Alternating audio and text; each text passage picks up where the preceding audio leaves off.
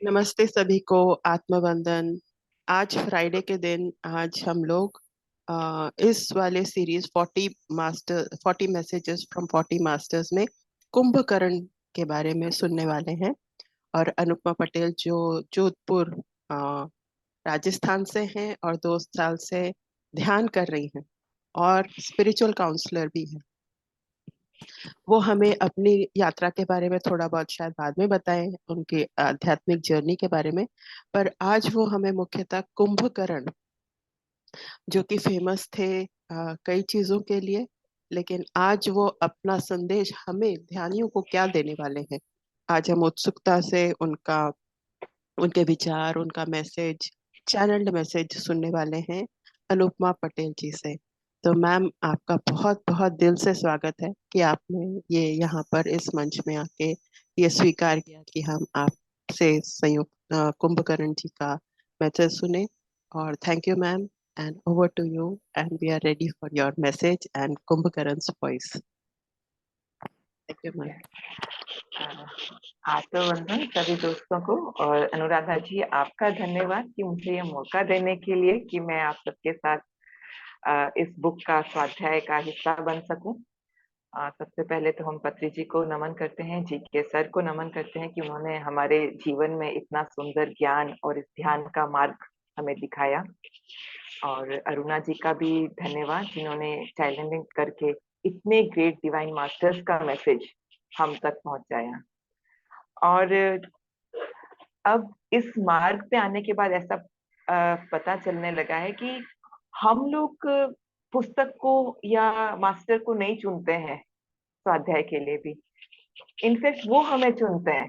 कितनी बुक्स होती है हमारे सामने, लेकिन हम हर बुक से कनेक्ट नहीं होते हैं।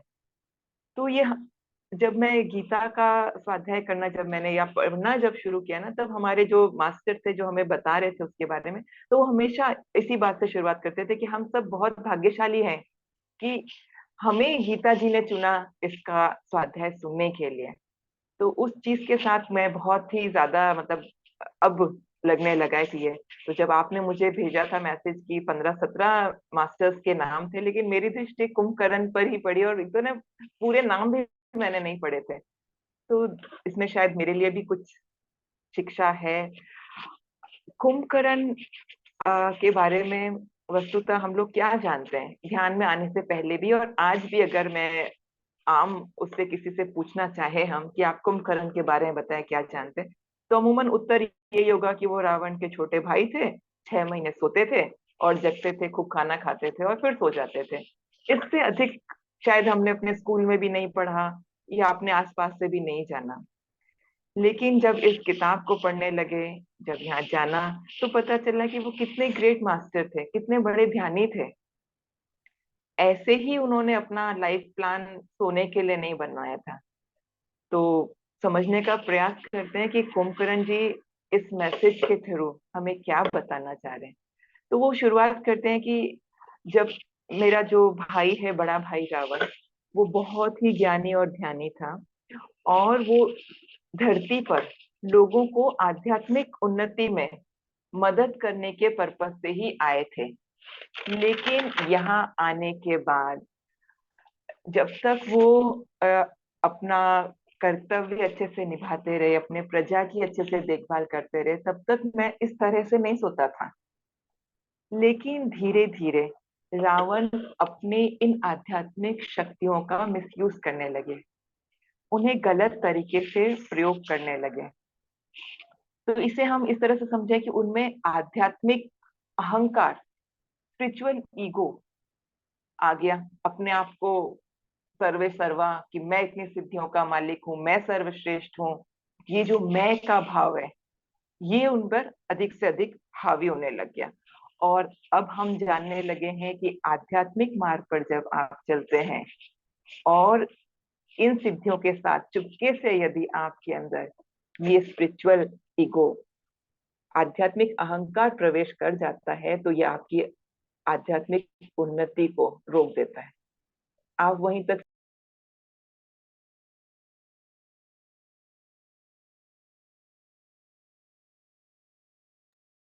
अनम्यूट कर लेना। हाँ, तो ऐसा ही कुछ अब रावण के साथ होने लगा था। वो अपनी सिद्धियों के साथ, अपनी शक्तियों के साथ इतने मद में आ गए थे कि उन्हें अच्छे और बुरे का, मैं क्या कर रहा हूँ, उन्होंने उसको भी दरकिनार कर दिया था। तो यहाँ जब हम पढ़ते हैं कि जब कोई जीव जन्म लेता है तो प्रकृति से उसे तीन गुण इनबिल्ड मिलते हैं, जिसे हम तमस, रजस और सत्व के रूप में जानते हैं।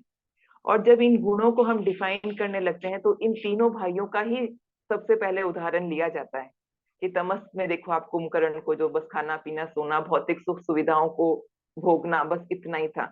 रजस का जब उदाहरण लेते हैं तो हम रावण को रखते हैं, उसमें मैं, मेरा, मेरा राज्य, मेरा प्रभुत्व, मैं का भाव, लोगों पे डोमिनेट करना, उनको अपने अधीन रखना, इस तरह का। और सत्व का जब लेते हैं तब हम विभीषण जी को रखते हैं कि वो इन सब से ऊपर उठ करके उनमें था कि सांसारिक सुख से भी ऊपर एक कोई चीज है जो आंतरिक सुख है, जो सत्व, जो मैं कौन हूं इसका ज्ञान, जो अंदर अपने और अंदर की ओर जो जाता है वो सत्व गुण से संपन्न होता है। तो ये तीनों ही भाई बहुत ज्ञानी थे, उच्च कोटि के ध्यानी थे। और अब हम यहाँ इसी को समझने का प्रयास करेंगे कि वो ऐसा क्या था जो कुंभकर्ण जी को ये सोने का निर्णय लेना पड़ा। तो कुंभकर्ण बताते हैं कि मेरा बड़ा भाई, हम लोग ना केवल भाई ही थे सगे, अपितु हम अच्छे मित्र भी थे, हमें बहुत अच्छी बॉन्डिंग थी। तो जब रावण इस तरह से अपनी शक्तियों का दुरुपयोग करने लगा तो वो पहला व्यक्ति मैं ही था जिसने उन्हें सबसे पहले आगाह किया, चेताया कि भैया आप ये चीज गलत करो, इस तरह से नहीं होना चाहिए। लेकिन यहाँ उल्टा ही हो गया, रावण उन पर ही भड़क गए, कुंभकर्ण को ही डांटने फटकारने लगे, उनको नाम से संबोधित करके और इस तरह से बुलाने लगे जो उन्हें पसंद नहीं था। तो यहाँ पर उन्होंने, कुंभकर्ण ने विचार किया कि इस तरह से तो कैसे, मतलब मैं अपने भाई के साथ अपने रिश्ते भी खराब नहीं करना चाहता। तो उन्होंने एक विचार ये किया कि मैं टेलीपैथी या अपने थॉट पावर के द्वारा रावण तक ये मैसेज पहुंचाने का प्रयास करता हूँ कि वो क्या चीज गलत कर रहे हैं, कहाँ गलत है। तो इस तरह से उन्होंने एक निर्णय तो ये लिया कि मैं टेलीपैथी के द्वारा रावण को सुविचार पहुंचाने का काम करना शुरू करता हूँ। लेकिन आगे वो बताते हैं कि परिस्थितियां ऐसी बनती जा रही थी कि रावण उनकी बिल्कुल सुन नहीं रहे थे और वो चाहते थे कि विभीषण, कुंभकर्ण भी उनका साथ दे और उन्हीं के जैसा कार्य करे, उन जैसा ही बने। और ये चीज कुंभकर्ण नहीं चाहते थे कि मैं इस तरह से अपने पावर्स का या अपनी शक्तियों का गलत प्रयोग करूं। तो वो कहते हैं कि ऐसी परिस्थितियां थी, मुझे ऐसा लग रहा था कि ना तो मैं मर सकता हूँ, ना ही ऐसे कार्य करके अपने इस जीवन को बर्बाद कर सकता हूँ। तो इसका एकमात्र उनको सॉल्यूशन नजर आया, सोना। जी हाँ, सोना। उन्होंने निर्णय लिया, ऐलान किया कि अब मैं 6 महीने सोऊंगा और 6 महीने ही जागूंगा। तो अब इसको, सोने को हम आम जैसे जीवन में देखें तो हम अपने आसपास यदि किसी व्यक्ति को देखते हैं जो आलसी प्रवृत्ति का है, काम काज कम करता है, सोना खाना पीना पसंद करता है, तो हम फटाफट जज कर देते हैं ना कि ये क्या व्यक्ति है, इसको कोई समय की परवाह नहीं है, कोई काम का अपना जीवन बर्बाद कर रहा है, सो रहा है। लेकिन अब इस आध्यात्मिक मार्ग पे आने के बाद मुझे ऐसा लगता है कि इस जीव का, चाहे वो कुछ करे चाहे न करे, उसकी प्रगति निरंतर होती ही रहती है। यदि इस जीवन में वो सो करके अपना समय बर्बाद करता है तो नेक्स्ट लाइफ प्लान जब वो अपने बनाता है तो वो एक लर्निंग लेता है कि समय बर्बाद करने से मैंने अपने जीवन में काफी कुछ जानना, या अपने इसको, अपने उत्थान को मैं कहीं ना कहीं पीछे छोड़ आया। तो यहाँ कुंभकर्ण जी ने जो निर्णय लिया सोने का, तो वो उनका मूर्खतापूर्ण नहीं था, उनका, जब वो इतने ज्ञानी थे तो उनका निर्णय कोई साधारण नहीं हो सकता। तो यहाँ सोते हुए भी उन्होंने अपनी नींद का भी प्रयोग अपनी आध्यात्मिक उन्नति के लिए किया। वो स्वप्न में भी, सूक्ष्म अवस्था में भी डिवाइन मास्टर्स से मिलते थे, एस्ट्रल ट्रेवल करते थे। और खुद बताते हैं कि उन्होंने इस एस्ट्रली कई मास्टर से बहुत ज्ञान समय समय पर पाया, और अपने आप को आध्यात्मिक रूप से उन्नत करने में जितना उनको सहयोग चाहिए था, अलग अलग मास्टर से समय समय पर मिलता रहा। वहीं जब वो जगते थे, जागृत अवस्था में होते थे, तो अपने आसपास के लोगों को बहुत सूक्ष्मता से ऑब्जर्व करते थे, उनका व्यवहार, एक दूसरे के प्रति वो किस तरह से बिहेव कर रहे हैं। तो इस तरह से बताते हैं कुंभकर्ण कि मैं एस्ट्रली बहुत स्ट्रॉन्ग डिवाइन मास्टर बन गया था, और फिजिकली इस संसार में मैं एक बहुत ही अच्छा ऑब्जर्वर था। मुझे लोगों को देख करके समझ आ जाता था कि उसकी मंशा या वो किस तरह की मनोवृत्ति का व्यक्ति है। तो सूक्ष्म यात्राओं के दौरान ही वो बताते हैं कि मुझे रावण के पतन का आभास भी होने लगा था। तो उन्होंने अपनी नींद को भी इसी तरह से डिजाइन किया था कि जब वो सो रहे हो तो रावण क्या कर रहा है उसका उन्हें इतना पता ना चले, वो उनके साथ उसमें लिप्त ना हो, उनमें सहयोगी या भागी ना बने। तो बताते हैं कि जब उन्हें एक बार एस्ट्रली इस बात का जब पता चला कि रावण वेश बदल के सीता जी का हरण करके ले आए हैं, तो उनको इस तरह के ग्लिम्स आने लग गए थे कि अब रावण ने अपना पतन का या अपना डाउनफॉल का रास्ता चुन लिया है। तो यहाँ वो जो हमारे समझने के लिए चीज ये है कि जब आपको कोई आध्यात्मिक या सांसारिक शक्तियां मिलती हैं, तो आपको उसे यूज कैसे करना है, इसकी भी नॉलेज होनी चाहिए। अगर आप अपनी शक्तियों का मिसयूज करते हैं, तो आप अपने लिए ही कहते हैं ना, पतन की ओर, या अपने लिए ही गड्ढा खोदने का काम कर रहे हैं। तो यही रावण ने अपने साथ किया था। तो ऐसे में कुंभकर्ण जी बताते हैं कि अगर आप में कई बार निर्णय लेने में आप अपने विवेक का उपयोग ना कर सके, अपनी समझ द्वारा कोई निर्णय न ले पाए, तो आपको चाहिए कि आपके आसपास के लोग आपको क्या सलाह दे रहे हैं, एक बार आप उनकी भी सुन लें। पर रावण अपने उस अहंकार में, उस दम में इतना मस्त था कि ना उसने अच्छे बुरे का लिहाज रखा, ना अपने आसपास जो लोग उन्हें समझा रहे थे उनकी सलाह ही मानी। जब दूत बन के हनुमान जी भी आए बताने, तब भी उन्होंने उनको नकार दिया। यही उन्होंने विभीषण, उनकी पत्नी और भी कई उनके मतलब राज्य के लोगों ने जब उनको इस तरह से बताया कि आप ये गलत कृत्य कर रहे हो, लेकिन उन्होंने दरकिनार कर दिया, किसी की भी नहीं सुनी। तो यही बात हमें जैसे गीता में भी, जब बाद में भगवत गीता के 16वें अध्याय में भी श्री कृष्ण बताते हैं कि दंभो दर्पोभिमानश्च क्रोध पारुषमेव च अज्ञानम चाभिजातस्य पार्थ संपद मासुरे। मतलब ये अभिमान, ये दंभ और ये जो प्रवृत्तियां हैं, घमंड करना, कठोरता रहना, अविवेकी होना, ये सारी की सारी असुरी प्रवृत्तियां हैं। तो यहाँ रावण में समस्त गुण की अधिकता थी। तपस्वी बहुत अच्छे थे, ध्यानी बहुत अच्छे थे, लेकिन वो इस तपस्या द्वारा वरदान पाते थे फल के रूप में, उस तपस्या से खुश होके, लेकिन उसका उपयोग वो अहंकार के मद में आकर करते थे। तो वो उनके क्या कहते हैं, नाश का, उस मार्ग की ओर जाने का कारण बना। ये रावण का अकेले का उदाहरण नहीं, इसमें अगर हम देखें तो मेघनाद, भस्मासुर, बाली, बाणासुर, ये सारे व्यक्ति उसी कैटेगरी में आते हैं, जिन्हें अपनी शक्तियों का बहुत अधिक अहंकार था और उन्होंने इसका मिसयूज किया। तो अंततोगत्वा इतने शक्तिशाली होते हुए भी वो पतन को ही प्राप्त हुए। तो अपनी पावर्स को बहुत सोच समझ के यूज करना चाहिए। दूसरा, वो जो महत्वपूर्ण बात कुंभकर्ण जी बताते हैं कि आपको अपने गुरु के प्रति समर्पण का भाव होना चाहिए। अगर आपको कोई शक्ति मिली है तो उसका यूज कैसे करना है, आप क्या करने वाले हो, अपने गुरु से पूछो। आपके गुरु आपको क्या निर्देश दे रहे हैं, क्या बता रहे हैं, उनके निर्देश अनुसार चलना अति महत्वपूर्ण है।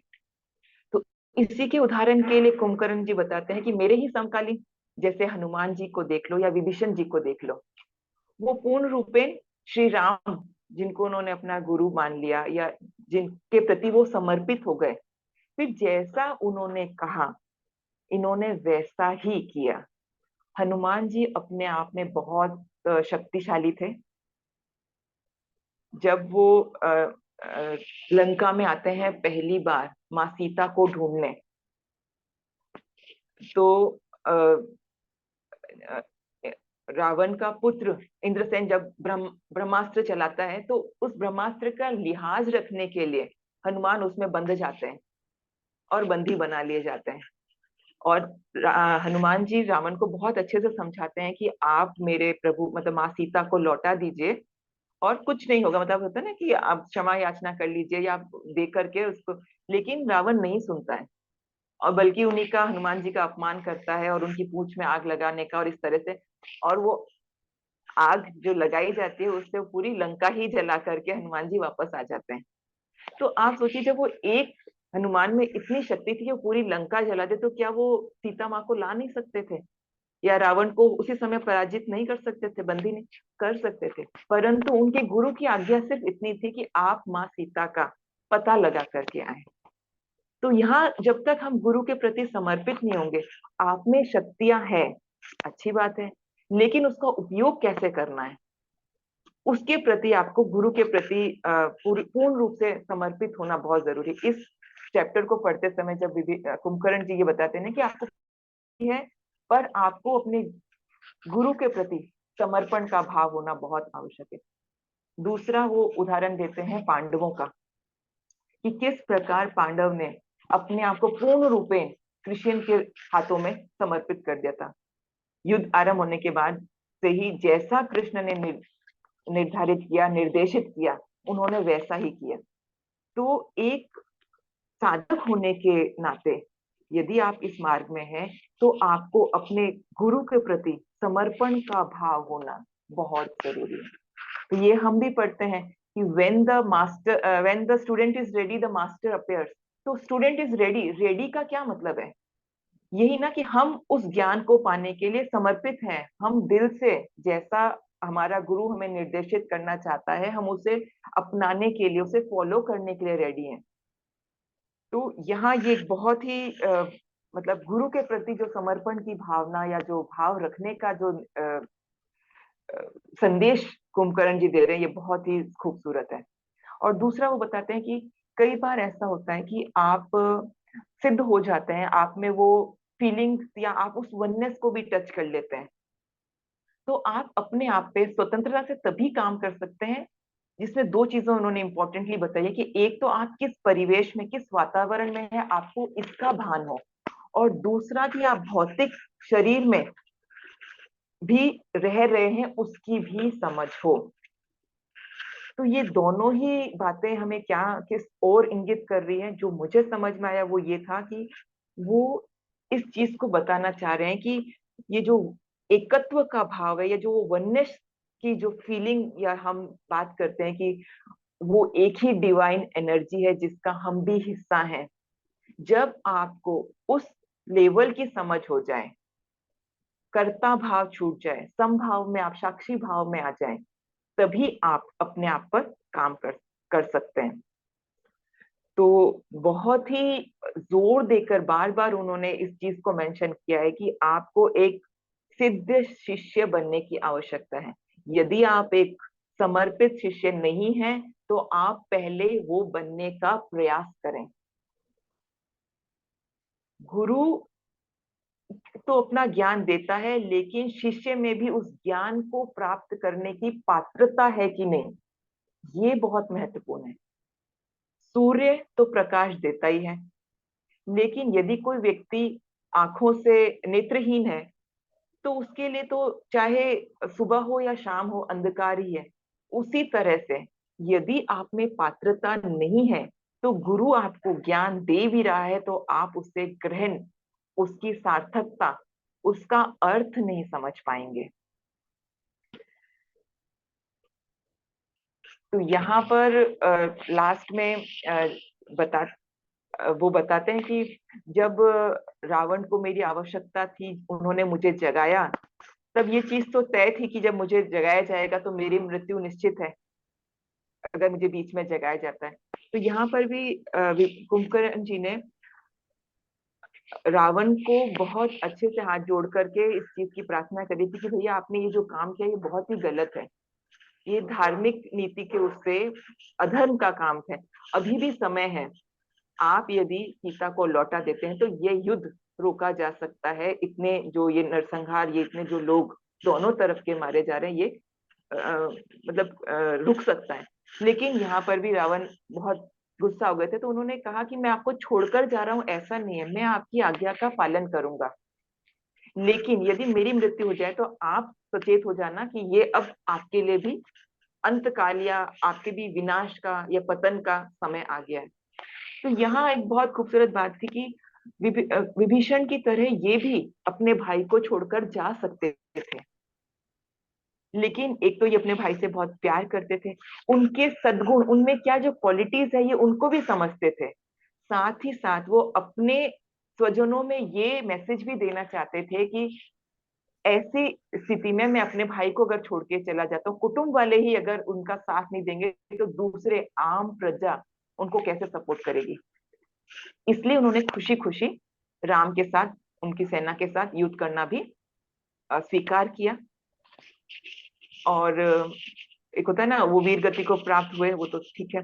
उसके बाद अब आज के दौर में बात करते हैं कि वो बताते हैं कि आज के वर्तमान संदर्भ में मैं क्या कार्य कर रहा हूँ, मुझे क्या ड्यूटीज दी गई हैं।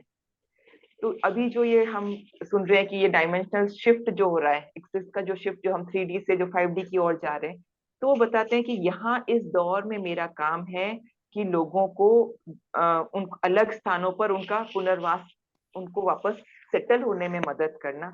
और विशेष रूप से वर्तमान में मैं व्यवसायियों, बिजनेसमैन और पॉलिटिशियन, राजनेताओं के साथ काम कर रहा हूँ, जहां उनमें मैं इस विचार के साथ कि धार्मिक जीवन के विचार को पोषित करने का काम कर रहा हूँ। साथ ही वो लास्ट में बोलते हैं कि ये बहुत ही कम परिणामों के साथ एक बहुत कठिन खोज वाला काम है। तो इसको इन्होंने बहुत ही कम परिणामों के साथ कठिन काम इसलिए बता दिया क्योंकि आज के परिवेश में जब सबकी दृष्टिकोण अलग है, सब उस ध्यान या ज्ञान मार्ग पर नहीं है, या हम धर्म को किसी संप्रदाय से जोड़कर नहीं देखते। धर्म अर्थात हमारे कर्तव्य, जो हम कार्य कर रहे हैं उससे किसी और को नुकसान ना पहुंचे, किसी को दुख ना पहुंचे, सबका ध्यान रखते हुए जब हम अपने कार्यों को, अपने कर्मों को क्या कहते हैं, क्रियान्वित करते हैं, तो वो हमारा धर्म है। तो ऐसे में वो बताते हैं कि लोगों को उस धर्म के या उस धार्मिक जीवन की ओर जागृत करना एक वाकई बहुत मेरे लिए टफ काम हो गया है। तो यहाँ पर जैसे प्रेजेंट मूवमेंट में रहते हुए उस व्यक्ति के लिए, या उस सोल, या चाहे वो बिजनेसमैन हो या राजनेता, जैसे वो उन्होंने बताया कि मैं इस ग्रुप के साथ ज्यादा काम कर रहा हूँ, तो उनको उसमें लगाना एक मुश्किल काम इसलिए बता रहे हैं क्योंकि हर व्यक्ति ध्यान द्वारा ही उस समाधि या वननेस तक पहुंचे ऐसा जरूरी नहीं है। तो यहाँ पर यदि कोई क्रिया प्रधान है तो उसको उस तरह से, कोई कर्म प्रधान है, कर्म प्रधान मतलब जैसे करना पसंद है, कुछ काम करना, तो करने से मतलब है मंदिरों का निर्माण कराना, किसी सत्संग का आयोजन कराना, तो इस तरह से। या फिर कोई, कुछ लोग ऐसे हैं जो ज्ञान के द्वारा पढ़ करके उस समाधि को या उस वननेस की तरफ जाना चाहते हैं, कुछ भक्ति भाव के साथ जाना चाहते हैं। तो जो जैसे जिस पथ पर चलता हुआ उस वननेस की तरफ जाना चाहता है, मैं उसको उसी हिसाब से उसकी मदद करता हूँ। तो यहाँ एक चीज और समझ में आए कि हमें कुछ जानना नहीं है, ज्ञान पाना का मतलब कुछ ग्रहण करना नहीं है, अपितु हमने जो अपनी मानसिकताएं, अपनी जो धारणाएं जो बना ली है, उन्हें छोड़ना। जैसे जैसे हम अपनी पुरानी बिलीफ सिस्टम को छोड़ते जाएंगे, वैसे वैसे हम उस ज्ञान की ओर स्वतः ही अग्रसर हो जाएंगे। हम वही प्योर डिवाइन लाइट का जब अंश है तो हम भी उतने ही प्योर हैं, लेकिन यहाँ पृथ्वी पर आने के बाद, इस माया में फंसने के बाद, हम अपने उस लाइफ पर्पस को कहीं ना कहीं भूल गए।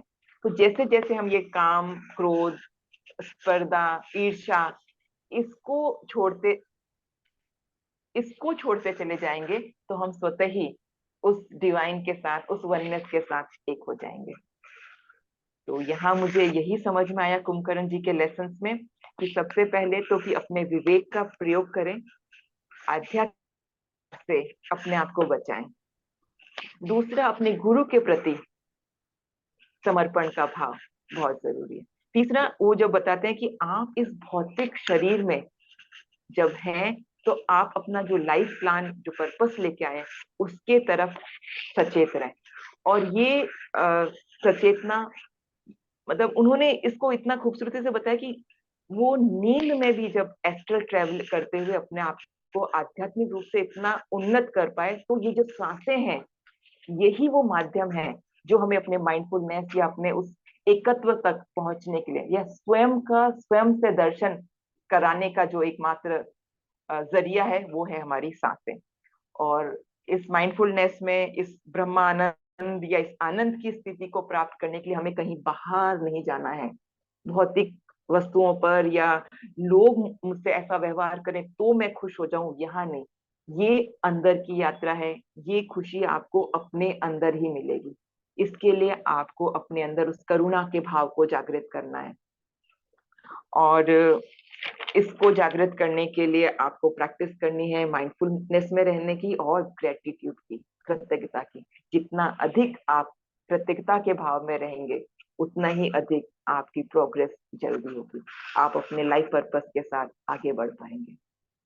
तो मुझे तो इतना ही समझ में आया, और कोई कुछ ऐड करेगा तो मुझे भी अच्छा लगेगा।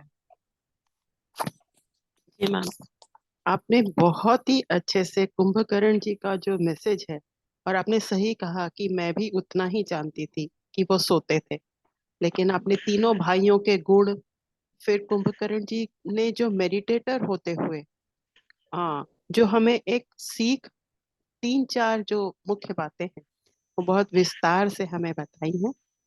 हम, मैं छोटा सा म्यूजिक लगा दूंगी, 2 मिनट का ध्यान करेंगे कि हमने गुरु के प्रति, या जैसे आपने शुरुआत में कहा पत्री जी, या किसी भी, जो हम गुरु के प्रति कितने समर्पित हैं, या जो जो हमने यहाँ पर से ग्रहण किया है, अ, समझा है, उस पर 2 मिनट का ध्यान करेंगे और फिर इस चर्चा को जारी रखें। तो 2 मिनट आंखें बंद करेंगे, और इस चैनल्ड मैसेज में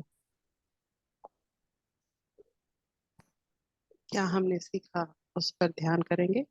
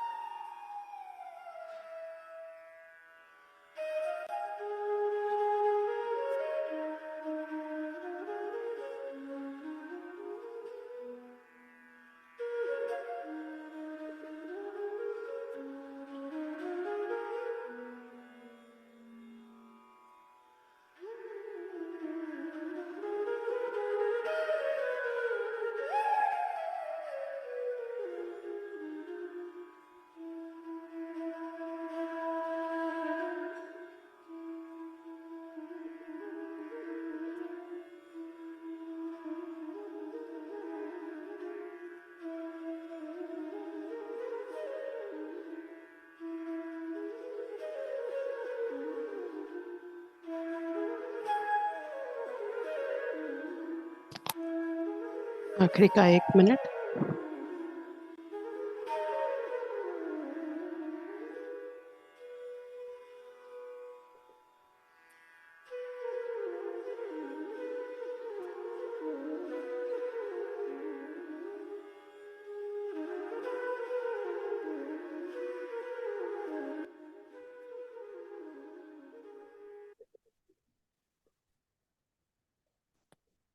धीरे धीरे आंखों को खोलेंगे,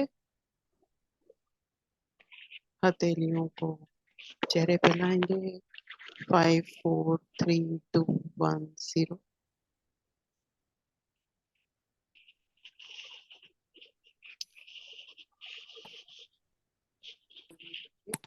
इतनी अच्छी तरह से आपने बताया जो कुंभकर्ण का मैसेज है, और आपने कहाँ कहाँ से उसके उदाहरण दिए। और मुझे जो मतलब जो मुझे एक बात जो ज्यादा महत्वपूर्ण लगी, देखो उन्होंने अपने भाई का साथ दिया। देखिए विभीषण का हम ये कह सकते हैं उन्होंने सत्य का साथ दिया, लेकिन भाई का साथ देना, और वो इतने जागरूक या अवेयर एक मेडिटेटर थे कि उनको पता चल गया था कि ये ठीक नहीं हो रहा है, पर परिस्थिति उनके सामने ऐसी थी। तो हर कोई जो यहाँ पर डिवाइन मास्टर आ रहे हैं, तो उनकी जो उन्होंने किस तरह से निर्णय लिया, अब हम उससे सहमत हों कि ना सहमत हो, पर उनने अपनी परिस्थिति में कैसे निर्णय लिया ये हमारी समझ में आया। बहुत बहुत थैंक यू अनुपमा जी। और आपका एक तरीका है बोलने का, आप कहीं से भी कोई जो बोल रही थी, चाहे गीता से चाहे रामायण से कोट करके, बहुत अच्छी तरह से हमें वो समझ में आया। तो बहुत बहुत धन्यवाद। तो हम कोई और अगर कुछ कहना चाहें, बहुत बहुत आपका स्वागत है।